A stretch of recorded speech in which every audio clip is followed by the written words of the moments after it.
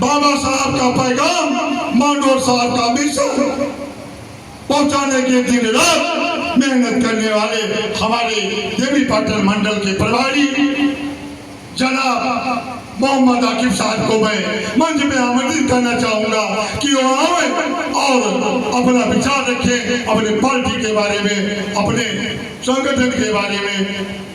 जनाब मोहम्मद आकिब साहब।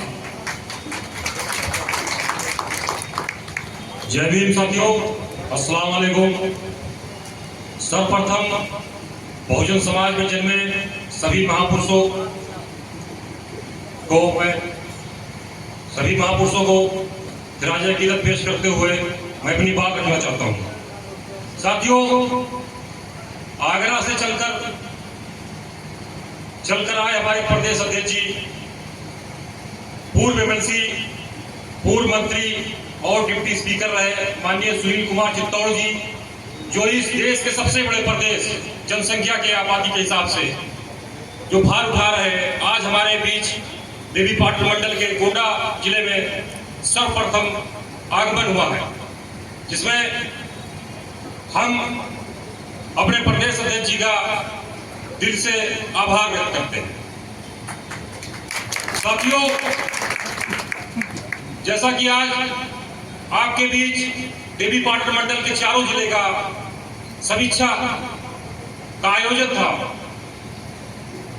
पहला आगमन था प्रदेश अध्यक्ष जी का, और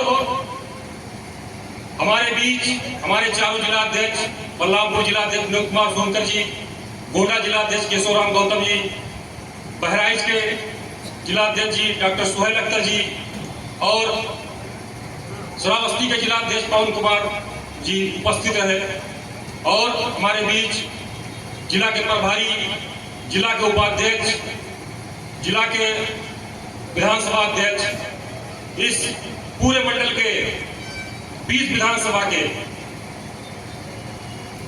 कार्यकर्ता इस गोंडा जिले में आकर आए और इस मीटिंग को सफल बनाया। पहले मैं उनका शुक्रिया अदा करना चाहता हूं। साथियों, ये भीम आर्मी आजाद समाज पार्टी का कारवां जब शुरू हुआ था, जब 21 जुलाई को भीम आर्मी का स्थापना हुआ, और इस बहुजन समाज के ऊपर अत्याचार और शोषण जो हो रहा था, भीम आर्मी का निर्माण हुआ। उसके 4 उद्देश्य थे: बहुजन समाज को शिक्षित करना, बहुजन समाज को एकत्रित करना, संविधान की रक्षा करना और बहुजन समाज के लिए संघर्ष करना। 4 उद्देश्य थे इसके। हम सब लोगों ने संघर्ष किया, हम सब लोगों ने लाठियां खाई, हम सब लोग जेल गए, हम सब लोग आज भी पता नहीं कितने जेलों में बंद है कार्यकर्ता।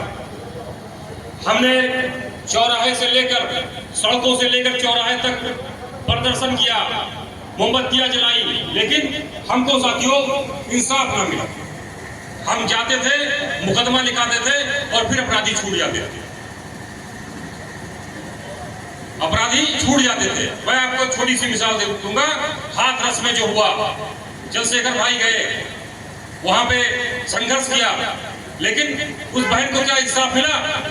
क्योंकि आज हमारी जो सोच है वो सिर्फ हमारे लोगों की, कि हम सिर्फ ये चाहते हैं कि एफआईआर लिखाएं। हमको एफआईआर लिखाने के लिए संघर्ष करना पड़ता है थानों पे। हम जाते हैं, उसके लिए भी सोर्स लगाना पड़ता है, उसके लिए भी यहाँ तक हम पैसे देने के लिए तैयार रहते हैं। फिर इसी सबको देखते हुए 15 मार्च को सन 2020 को आजाद समाज पार्टी का निर्माण हुआ, क्योंकि जब तक सत्ता हमारे हाथों में नहीं होगी, हम अपने लोगों की सुरक्षा नहीं कर सकते। ये बात सत्य है साथियों, कि जिसके पास सत्ता नहीं होती है उसको इंसाफ नहीं मिल सकता। आपकी अगर सत्ता में भागीदारी, हिस्सेदारी नहीं है, तो आप दर दर की ठोकरें खाते रहेंगे। आप सामाजिक न्याय की बातें करेंगे, आप आर्थिक मुक्ति की बातें, ये सिर्फ बैनर के तले बात कर सकते हैं। आप हकीकत में आप उसकी उपलब्धि नहीं प्राप्त कर सकते, आप सिर्फ बातें कर सकते हैं। क्योंकि अगर आपको इंसाफ पाना है, न्याय पाना है, तो आपको सत्ता में भागीदारी बनानी पड़ेगी, आपकी हिस्सेदारी होनी चाहिए। आपके आबादी के हिसाब से हिस्सेदारी और भागीदारी तय होनी चाहिए किसी भी समाज की। मैं मुस्लिम समाज से आता हूँ, मैं अपने आप को देखता हूँ कि हमारे पास कितना वोट है, हमारे पास कितनी संख्या है, लेकिन हमारी भागीदारी सत्ता में क्या है? आज हम मुख्य धारा से कितने जुड़े हुए हैं। आज हम हर मुद्दे पे हम, क्योंकि हमारी राजनीतिक हिस्सेदारी, हमारी राजनीतिक भागीदारी न होने के कारण हम हर जगह मारे जा रहे हैं, हर जगह पीछे ढकेले जा रहे हैं, हर जगह शोषित होते जा रहे हैं, क्योंकि हमारे पास सत्ता में हिस्सेदारी ही नहीं है। लोग सिर्फ हमारा वोट लेने चाहते हैं और हमको भागीदारी नहीं देना चाहते। यही हाल पूरे बहुजन समाज का साथ है, यही हाल पूरे 85% का हाल है। जो आज मुख्य धारा की बातें लोग कर रहे हैं, जो आज मंच से सिर्फ कहते हैं जब चुनाव का टाइम आता है, लेकिन वो हिस्सेदारी नहीं देना चाहते। जिसकी जितनी संख्या भारी उसकी उतनी हिस्सेदारी। मान्यवर का जो नारा था मान्यवर जी का, उस पर कोई खरा नहीं उतरना चाहता। वो सिर्फ बातें करते हैं, लेकिन जब हकीकत में उनकी बारी आती है तो वो हिस्सेदारी नहीं देना चाहते। वो यहाँ तक कि हमको मंचों में नहीं बिठाना चाहते और सिर्फ हमारा वोट लेना चाहते हैं। क्योंकि आज की जो सत्ता है साथियों, इस संविधान विरोधी है, ये मुस्लिम विरोधी है, ये बहुजन विरोधी है। ये केवल आपका वोट चाहिए और ये सामाजिक न्याय की बात अगर आप करेंगे, सामाजिक न्याय का इनको अर्थ नहीं पता। आज निजीकरण के जरिए, आज औद्योगिकरण करके हमारे एक एक लोग को वो जो है सामर्थ्य बनाया जा रहा है, हमारी जमीनों को छीना जा रहा है। आप देख रहे होंगे साथियों, जिस तरह निजीकरण औद्योगिकरण करके आज बहुजन समाज को हाशिए पे ला दिया गया। आज बहुजन समाज ऐसे हालात में आ गया कि वो 5 किलो अनाज और एक तेल का पैकेट पाकर खुश है। उसको रोजगार नौकरी से कोई मतलब नहीं रह गया। आज हमको हिंदू मुस्लिम के नाम पर लड़ाया जा रहा है। आज हमको ये सरकार न नौकरी की बात करती है, न बहन बेटियों की सुरक्षा की बात कर रही है। इनको केवल सांप्रदायिकता की बात कर रही है सरकार। और अगर यही हाल रहा, ये याद रखना दोस्तों, हम आज तक ये जो हिस्सेदारी की बात करते हैं, जब हम न्याय के लिए तरसे, हमारी बहन बेटियों की इज्जत लूटी जाएगी, हमारी जमीनें छीनी जाएंगी, हमारी नौकरियां छीनी जाएंगी, हमारी हर प्रकार का शोषण होगा और हमको इस काबिल कर दिया जाएगा कि बस आप अगर जीने खाने जिंदा हो तो इसी में अपने आप को विकास है। ये हालात लाने जा रहे हैं। ये हालात का जो हवा चल रही है, जो आने वाले वक्त का जो हवा चल रहा है साथियों, यही अगर हम मुत्तहिद हुए, अगर हम बहुजन समाज इकट्ठा न हुए, अगर हम जो 85% का नारा देते हैं, अगर ये 85% इकट्ठा न हुए तो हालात इससे भी भयावह होंगे। हालात इससे भी भयावह होंगे। आज स्कूलों का निजीकरण किया जा रहा है, आज सरकारी संस्थाओं का निजीकरण किया जा रहा है, आरक्षण को आज संवैधानिक रूप से खत्म किया जा रहा है। आज आप अपने आपको देखिए, आप कहां पे खड़े हुए, आपकी जमीनें छीनी जा रही है, आपको महंगाई किस स्तर पे चढ़ रहा है, लेकिन हमको इससे लेना देना नहीं, क्योंकि हमको जो है सांप्रदायिकता के रूप में डाल दिया गया और बहुजन के बीच में एक बंटवारा कर दिया। अलग अलग जातियों के रूप में बंटवारा किया गया। पहले हिंदू मुसलमान बना के किया गया, फिर जात में बांटा गया, फिर कहीं कुर्मी बताया गया, किसी को पासी बताया गया, किसी को चमार बताया गया। इस चीज की लड़ाई लड़ाई जा रही है साथियों। अगर हम मुत्तहिद न हुए, अगर हमने सत्ता हासिल करने की कोशिश न की, तो हालात अब से बदतर होंगे, संविधान भी खतरे में आ जाएगा। जो आज आप सोच रहे हैं, जो आज आप समझ रहे हैं कि आज जो है 5 किलो अनाज हमको मिल रहा है, आज ये योजनाएं हैं, ये सरकार को अपने घर से लाके नहीं देती, हमारी आप पे टैक्स के पैसे, ये नीतियां बनाती है, क्योंकि उनके लोग इस सिस्टम में बैठे हुए हैं, उनके लोग नीतिकार हैं, तो उनके लिए नीति बना रहे हैं। आज आदिवासियों की जमीन को देखिए आप, उनके नीति बनाकर आदिवासियों की जमीनें छीनी जा रही है, SC ST का आरक्षण छीना जा रहा है, मुसलमान को सांप्रदायिकता के रूप में इस्तेमाल कर अपने वोट को हासिल कर रहे हैं, क्योंकि उनका एजेंडा यही है साथियों।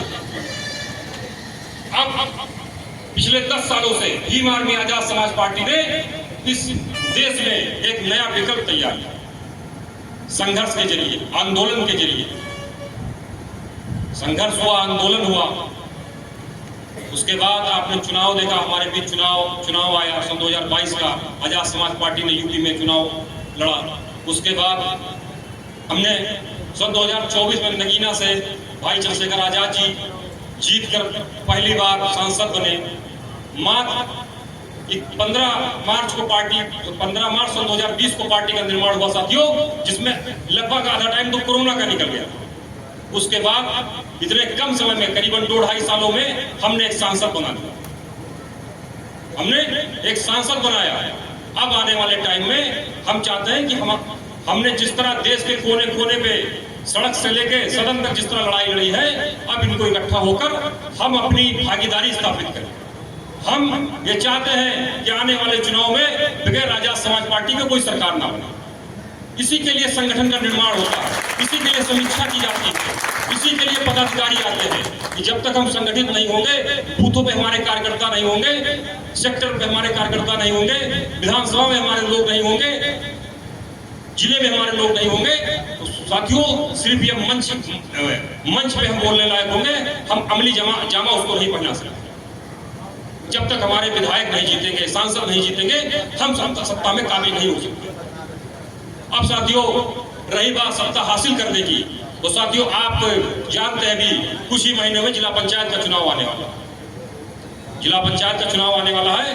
हमारे जिले बलरामपुर में 40 वार्ड है, श्रावस्ती में 22 वार्ड है, गोंडा जिले में 63 वार्ड है, बहराइच में 65 वार्ड है। अगर हम मुत्तहिद होकर आजाद समाज पार्टी भीम आर्मी के लोग एक साथ होकर अगर हम मेहनत करेंगे, तो हम आजाद समाज पार्टी भीम आर्मी को इतना स्थापित कर देंगे कि 2027 में हमारे बगैर किसी की सरकार नहीं बनेगी। 2027 में मैं गारंटी के साथ कहता हूं साथियों, हमारे बगैर किसी की सरकार नहीं बनेगी। अगर हम हर समाज से कुछ लोगों को जोड़ लेंगे, थोड़े परसेंटेज में जोड़ लेंगे लोगों को, थोड़े लोगों को इकट्ठा कर लेंगे, तो हम ये जान लीजिए साथियों एक मजबूत दावेदारी पेश करेंगे। इसी के लिए हमारे माननीय प्रदेश अध्यक्ष जी जो इस पार्टी को, इस संगठन को अपने मेहनत से सींचा है साथियों, आप सभी लोग जानते हैं। जैसे हर महीने हम लोगों को बुलाकर वहां पे पार्टी कार्यालय में कैडर देते हैं कई घंटे, और इस 18 मंडल के, प्रदेश के पूरे 18 मंडल में चल कर जाकर हर विधानसभा हर जिले जाकर घूम कर पार्टी को मजबूत करने का काम किया। अभी कल ही आप बरेली जिले में वहां पे मीटिंग करके आए, फिर आज यहाँ पे है। इस उम्र में भी आपका जो जज्बा है, जो आपकी मेहनत है, ये काबिल तारीफ है। साथियों आप 2 बार एमएलसी, पूर्व मंत्री और डिप्टी स्पीकर भी रह चुके हैं, लेकिन ऐसा नहीं है कि इस नई पार्टी में जो मैंने बताया 15 मार्च 2020 को बनी है, जिसमें करीबन 1.5 साल तो कोरोना में ही निकल गए, आपको पता होगा 2020 में, उसको एक नींव रखी और इतनी मजबूती से रखी कि आज हमारा 75 जिलों में संगठन है। आजाद समाज पार्टी के 75 जिलों में एक मजबूत संगठन है। आज हम किसी पहचान के मोहताज नहीं है। आज आजाद समाज पार्टी का इतना रुतबा है कि कोई भी विपक्षी पार्टी हो, चाहे सपा हो, बसपा हो, सब ये दम भरते हैं यहाँ आगे कुछ करेंगे। आज उनके नेतागण, आज उनके माननीय जो भी है, वो समझते हैं, जानते हैं कि बिना आजाद समाज पार्टी के सन 2027 में कुछ होना नहीं। लेकिन पहले हमको अपने आप को साबित करना पड़ेगा, हमको एक होना पड़ेगा, हमको अपने जो भी सीमित संसाधन है, जो भी संसाधन है, उसका सही से इस्तेमाल करना पड़ेगा। हम सभी लोगों को मुत्तहिद एकता दिखानी पड़ेगी, और जो भी संगठन का विस्तार हो, जो भी हमारे कार्यकर्ता हो, हमको एक समन्वय बनाकर, एक सामंजस्य बनाकर आपस में रहना पड़ेगा। इसमें कोई छोटा बड़ा ना हो साथियों, क्योंकि जिस दिन हम सत्ता पे काबिज हो गए, जिस दिन हमारी सत्ता पे हिस्सेदारी बनेगी, तो मैं आपसे कहता हूं कि आप जो सोच रहे हैं कि आपके पास जो आज नौकरी के लिए परेशान है, आज जो हमारे युवा साथी जो शिक्षा के लिए परेशान है, ये सारी चीजें दूर। मैं जानता हूँ शुरुआती दिनों में यही अध्यक्ष जी वहाँ पे प्रदेश कार्यालय में हम सब लोगों को मीटिंग ले रहे थे, तो बताते थे जब आप बीएसपी में काम करते थे, तो बताते थे बीएसपी में ऐसे ही लोग आए थे जो विधायक और मंत्री हुए, कोई ऊपर से उतर के नहीं आया था। ऐसा ही विधायक, सांसद, मंत्री ऐसे ही लोग आप ही लोगों की तरह आए थे, क्योंकि आप बीएसपी के बहुत ही पुराने एक कार्यकर्ता से रूप में शुरू करके साइकिल पे चलकर पोस्टर लगा लगा कर आपने इस मुकाम को हासिल किया। कभी कभी जब हम सब लोग जाते हैं कार्यालय पे तो आप अपनी जब बातें बताते हैं, अपनी पिछली बातें, तो वो सीख के तौर पे हमारे सबके लिए होती है। कैसे साइकिल से चलकर पोस्टर लगाकर दीवारों पर लिखकर कैसे इस बीएसपी में अपना एक मुकाम बनाया और आज आजाद समाज पार्टी को एक मजबूत दिशा की ओर अग्रसर किया। आज हर पार्टी हमारी तरफ देख रही है। ये पार्टी कुछ ही सालों की आज ये कहां से कहां बैठ गए, आज कहां से कहां पार्टी है। यही गोंडा है साथियों। मैंने पहला मीटिंग किया था, एक खुरासा गांव पड़ता है, एक मैकेनिक के दुकान पे एक छोटी सी चौकी थी, पहली मीटिंग की। और आज करीबन देख लीजिए यहाँ पे 250-300 लोग ऐसे उपस्थित थे। कारवा धीरे धीरे बनता है साथियों। आज आप आए हैं, कल और लोग आएंगे और कल हम ही लोग में चुनकर यही विधायक और सांसद और जिला पंचायत सदस्य अध्यक्ष सब बनेंगे। लेकिन उसके लिए जो पार्टी की जो गाइडलाइन है साथियों, जो संगठन का स्ट्रक्चर है, हमारे बूथ लेवल का, सेक्टर लेवल का, विधानसभा, जब तक उस पर मेहनत नहीं करेंगे, हम हवाई रहेंगे, हमारे अंदर एकता नहीं रहेगी, हम अपने छोटों का बड़ों का इज्जत नहीं करेंगे, तब तक ये संगठन नहीं होता साथियों। हमने एक चीज सीखा है कि संगठन दिल से चलता है और राजनीति दिमाग से होती है। तो संगठन चलाने के लिए साथियों हमेशा दिल का इस्तेमाल करें, उसके लिए कठोर ना बने, उसको अपने परिवार का समझे, तभी तो संगठन चल पाएगा। और अगर उस पर दिमाग लगाया तो फिर संगठन नहीं रह जाएगा साथियों। हम जैसा कि आप जानते हैं कि हमारे क्या इतना वार्ड है, हम अपने कार्यकर्ताओं से बोलते हैं साथियों कि जो भी मीटिंग लगाएं, जितने भी संसाधन है अपने आपके पास, आप उस वार्ड में मीटिंग लगाएं, क्योंकि आने वाले टाइम में जो भी मीटिंग करें, छोटी बड़ी मीटिंग करें, आप अपने पार्टी का झंडा लेकर और जितने भी कार्यकर्ता हैं टोपी लगाकर पार्टी का, और उस वार्ड में जाए मीटिंग करें।